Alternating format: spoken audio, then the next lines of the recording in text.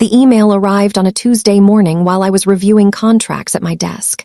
Subject line, "Delicate family matter, please read." It was from my mother, Celestine Vance, and the first line made my coffee taste like acid. "Darling Rowan, your father and I have been discussing this with your brother Dashiell and his fiancée Marlo, and we've come to a difficult decision regarding the wedding ceremony. I should have known something was coming. Ever since the accident 2 years ago, the one that left the right side of my face and neck covered in burn scars, family gatherings had become awkward affairs full of pointed silences and carefully angled photographs. But this was a new low, even for them.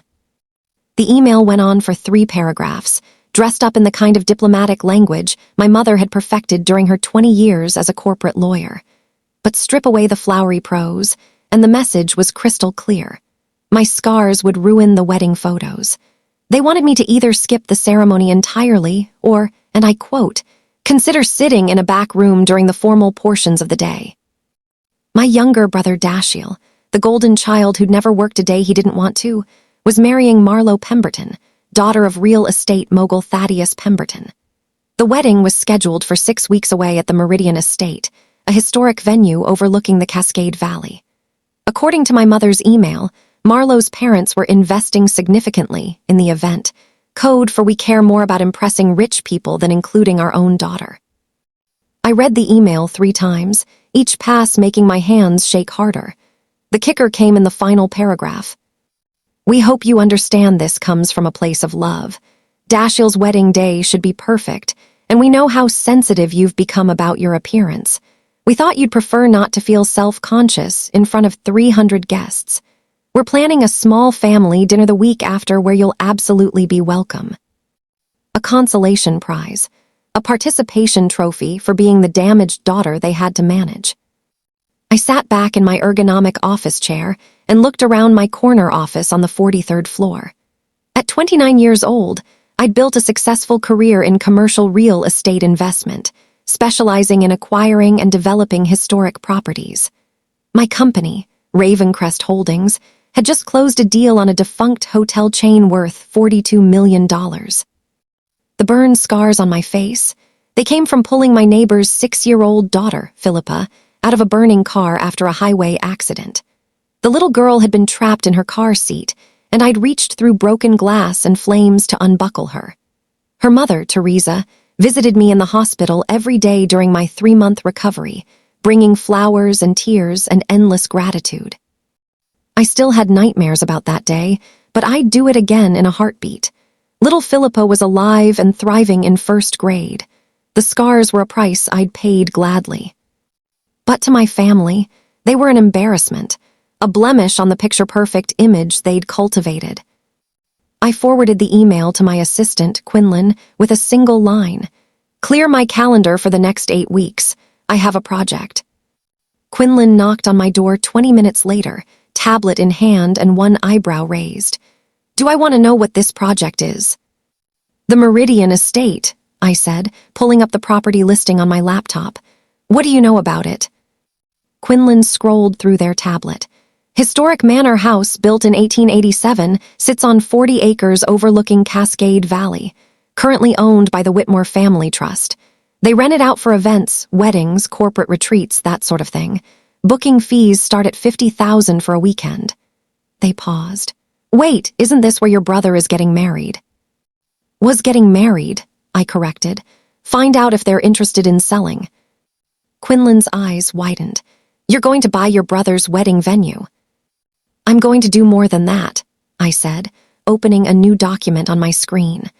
"I'm going to acquire it, and then I'm going to exercise my rights as the new owner to review and potentially modify all existing bookings." "That's diabolical," Quinlan said, but they were already typing notes. "I love it. What's my budget?" "Whatever it takes. The Whitmore family has been trying to unload that property for years. The estate is expensive to maintain, and they're not getting enough event bookings to justify the upkeep. Start with a fair market offer. I'm guessing somewhere around $8 million, but I'm authorized to go up to 12 if necessary." "And the timeline?" 5 weeks. I need to close before the wedding." Quinlan whistled low. That's aggressive for a property acquisition, especially one with historical designation. We'll need surveys, inspections, title work. Then we'd better get started, I interrupted. Call Bertrand at Morrison and Associates.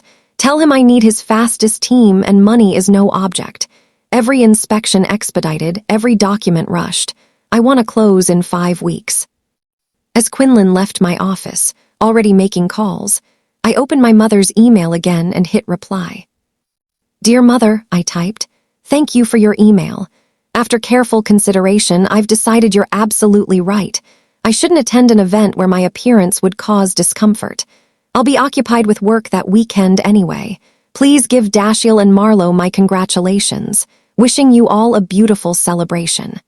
Rowan. Professional, courteous, giving them exactly what they wanted. They had no idea what was coming. The Whitmore family jumped at my offer. Bertrand called me 3 days after our initial inquiry to report that they'd accepted $8.5 million for the property, below my maximum but above market value. They were thrilled to finally unload what had become a financial burden. They're very motivated sellers, Bertrand reported during our video call. His silvering hair and wire-rimmed glasses gave him a distinguished air that served him well in negotiations. The estate has been hemorrhaging money for the past decade. The historical preservation requirements mean they can't make significant modifications, but the infrastructure is aging. The Whitmores have been paying a full-time groundskeeper, maintenance staff, and property insurance on a building that books maybe 20 events a year. Your offer was a lifeline. What about existing bookings? I asked, leaning forward in my chair. Standard language in the rental contracts allows for cancellation by either party with 90 days' notice, Bertrand said, adjusting his glasses. However, since ownership is transferring, there's a clause that gives the new owner the right to honor or cancel existing bookings with 30 days' notice, with a full refund of any deposits paid. Perfect, I said, and we can close in 5 weeks. 4.5, actually, Bertrand replied with a satisfied smile. I've got teams working around the clock. The inspection is scheduled for Monday, title work is already underway, and the environmental survey is being expedited. Assuming no major issues arise, we should be able to close by the end of next month. I did the math. That would give me exactly 10 days before Dashiell's wedding. Make it happen, I said. Over the next month, I threw myself into the acquisition with an intensity that made even my workaholic assistant nervous. I attended every inspection, reviewed every document, and pushed every deadline. The Meridian Estate was beautiful, I had to admit, a sprawling Victorian manor with Gothic revival details, surrounded by manicured gardens and ancient oak trees. The grand ballroom featured soaring ceilings with hand-painted frescoes, and the grounds included a rose garden, a stone chapel, and a scenic overlook perfect for photographs. I could see why Marlowe had chosen it. It was the kind of venue that screamed old money and sophistication, exactly the image the Pemberton family wanted to project. During one of my site visits, I ran into the estate's events coordinator, Octavia Winters. She was a sharp woman in her 50s with steel-gray hair and an efficient manner that I immediately respected. You must be Ms. Vance, she said, extending her hand. The new owner, I'm Octavia Winters. I manage all the bookings and events here. Please call me Rowan, I said, shaking her hand. I wanted to talk to you about the transition. I'm planning to keep the estate operational as an events venue, but I'd like to review the existing bookings. Octavia's professional smile faltered slightly. Of course. I should mention that we have a very important wedding booked for 6 weeks from now. The Whitmore family specifically asked me to ensure a smooth transition for that event. The client's family is quite prominent, and... The Vance Pemberton wedding, I interrupted. Yes, I'm aware, my brother is the groom. Octavia's eyes widened in recognition, then quickly schooled her expression back to professional neutrality. I see. Well, in that case, I'm sure you'll want everything to go smoothly for your family. Actually, I said, watching her carefully, I'd like to review the contract for that booking. Can you send me all the documentation? Of course, Octavia said slowly, though I should mention that canceling with less than 30 days' notice could lead to some significant upset. The Pemberton family has been very involved in the planning process. I appreciate your concern, I replied. Just send me the files, please. That evening, I reviewed the contract in my home office, a glass of wine at my elbow. The booking agreement was standard, $50,000 for a weekend rental, with an additional $30,000 for catering, florals, and staff. The Pembertons had paid the full amount up front, which was unusual but not unheard of for families who wanted to ensure their date was locked in. The contract included the cancellation clause Bertrand had mentioned. The new owner could cancel with 30 days' notice and a full refund of all fees paid. I had 10 days after closing, before the 30-day window closed. I drafted an email to Octavia. Please prepare cancellation notices for all bookings scheduled within 60 days of the ownership transfer date, with full refunds as specified in the contracts. I'll be temporarily closing the estate for renovations and reassessment. Then I poured another glass of wine and waited for the closing date. The closing took place on a Friday morning in Bertrand's downtown office. The conference room was sleek and modern, all glass walls and leather chairs, overlooking the city skyline. I sat across from Edmund Whitmore, the family patriarch, who looked relieved to be signing away his burden. I hope you'll take good care of the old place, Edmund said as he signed the final documents. His hands shook slightly, whether from age or emotion, I couldn't tell. It's been in my family for 3 generations, but it's time for someone with fresh vision and deeper pockets. I have significant plans for the estate, I assured him, which was true. I just didn't mention that phase one of those plans involved destroying my brother's wedding. When the last signature was in place and the funds transferred, Bertrand handed me a leather portfolio containing the deed and property documents. Congratulations, Ms. Vance, he said. You're now the official owner of the Meridian Estate. I shook hands with Edmund, thanked Bertrand, and walked out of the office building feeling lighter than I had in months. In my car, I pulled out my phone and called Quinlan. It's done, I said. Send the cancellation notices. All of them, Quinlan asked. All of them. Every booking in the next 60 days gets canceled with a full refund and profuse apologies. Tell Octavia to cite necessary renovations and infrastructure updates, which, incidentally, we will actually be doing.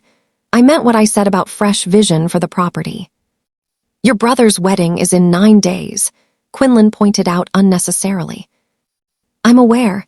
Make sure that cancellation notice goes out certified mail, return receipt requested.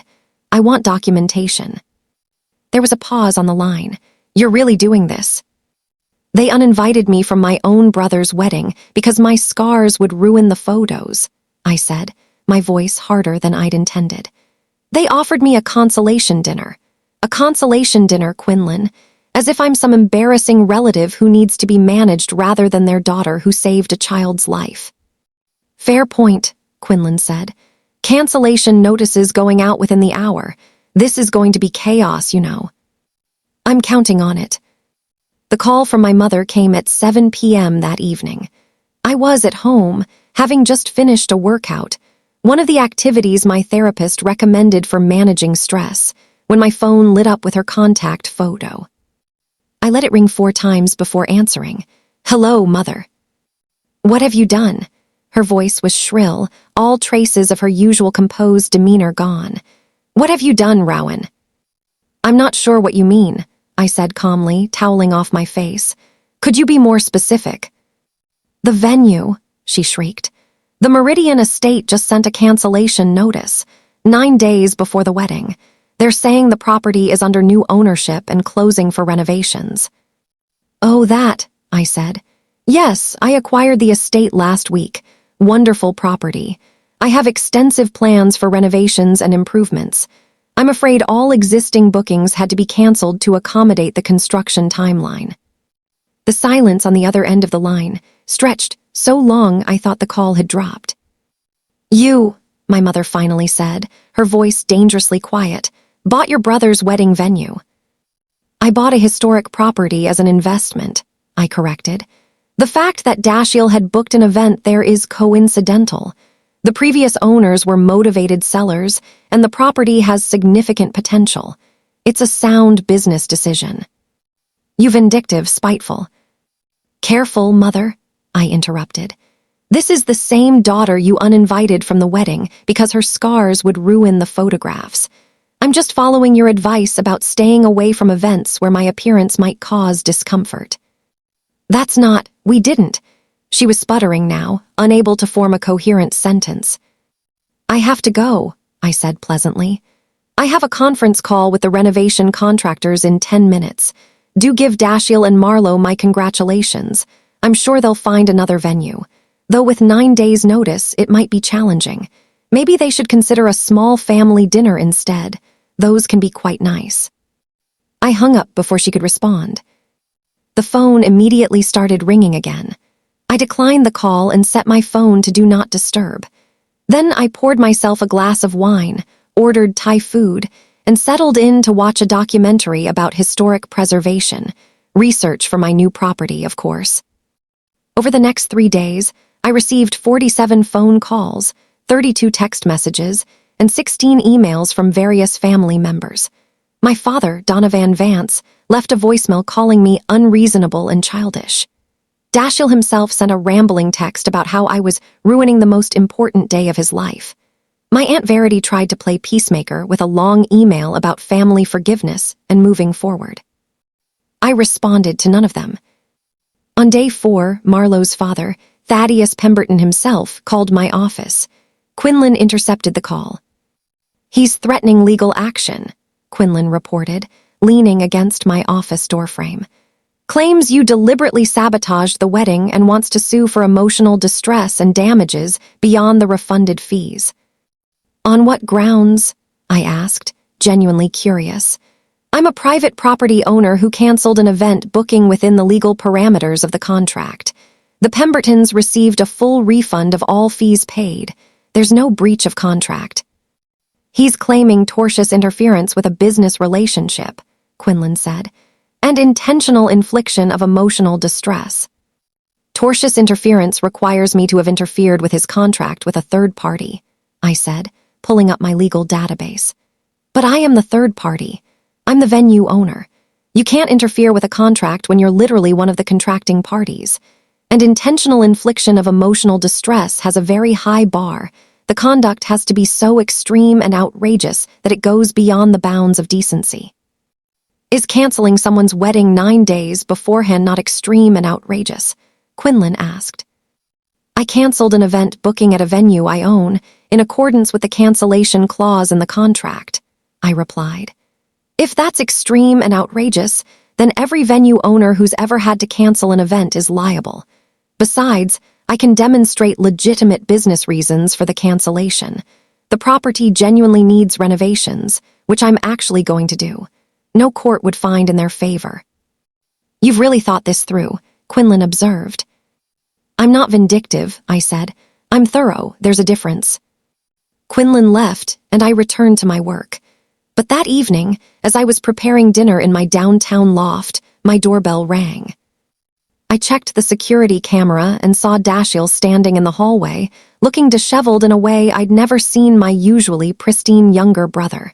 His dark hair was uncombed, his shirt wrinkled. He looked like he'd aged 5 years in the past week. Against my better judgment, I opened the door. Rowan, he said immediately, please, can we talk? I stood in the doorway, blocking entry to my apartment. I have nothing to say to you, Dashiell. Just 5 minutes, he pleaded. Please, you're my sister. Am I asked coldly. Because sisters are usually invited to their brothers' weddings, unless, of course, their scars would ruin the photographs. He flinched. That wasn't my idea. That was all Marlo and Mom. I told them it was wrong, but they kept saying. But you didn't stop them, I interrupted. You didn't stand up for me. You didn't tell them that your sister, who got these scars saving a child's life, deserved to be at your wedding regardless of what she looks like. You just let them send that email.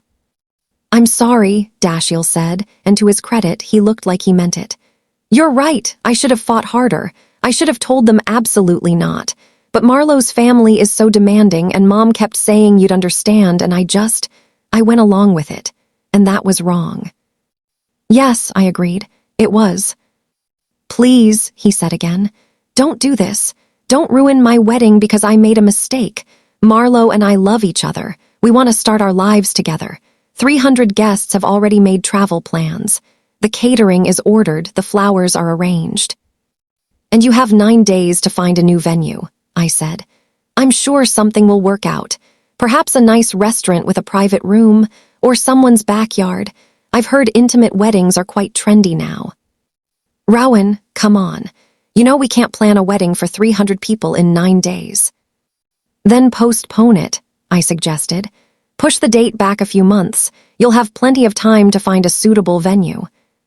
Marlowe's grandmother is dying, Dashiell said quietly. She's 97 years old and in hospice care. The doctors don't think she'll make it to Christmas. Marlowe wanted her grandmother to see her get married. That's why we scheduled it so quickly in the first place. This information landed like a punch to my gut, but I kept my expression neutral. That's unfortunate, but it doesn't change what you and Mother did. What do you want? Dashiell asked, his voice breaking. Tell me what you want and I'll do it. An apology, a public apology. I'll tell everyone what I did. I'll admit I was wrong. I looked at my younger brother, really looked at him, and saw genuine distress in his eyes. But I also remembered the hospital room, the painful skin grafts, the months of physical therapy. I remembered my mother's first visit after the accident, when she'd looked at my bandaged face and said, "Oh, Rowan. Your beautiful face. Not thank God you're alive, not what a brave thing you did. Just disappointment that I was no longer beautiful. I want you to understand," I said slowly, "what it feels like to be told you're not good enough, to be told that your presence, your very existence, is an embarrassment. I want you to feel a fraction of what I felt when I read that email." "I do understand," Dashiell said desperately. "I understand now. I was a coward and I'm sorry, but please, Rowan, this isn't just about me. This is about Marlowe and her grandmother and 300 guests." "No," I said. "This is about the fact that you all decided my scars were more important than my relationship with this family. You chose photographs over your sister." "What can I do to fix this?" he asked. I considered him for a long moment. Then I said, "Nothing. The wedding is canceled. The venue is closed for renovations. That's final." I started to close the door, but Dashiell put his hand on it. "Wait," he said. "If you won't give us the venue back, will you at least come to the wedding? Wherever it ends up being, please. I know I don't deserve it, but I'm asking anyway. You're my sister and I want you there. Scars and all. I should have said that from the beginning." I met his eyes. Too little, too late, Dashiell. Then I closed the door in his face. Over the next 3 days, I focused on actual work, reviewing renovation plans with architects, meeting with historical preservation experts, and planning the estate's future as a premium event venue. The property genuinely did need updates. The electrical system was outdated, the plumbing needed work, and several of the outbuildings required structural repairs. I wasn't lying about the renovations. I was just very strategic about their timing. On day 7, before the original wedding date, Quinlan knocked on my office door with an unusual expression. "There's someone here to see you," they said.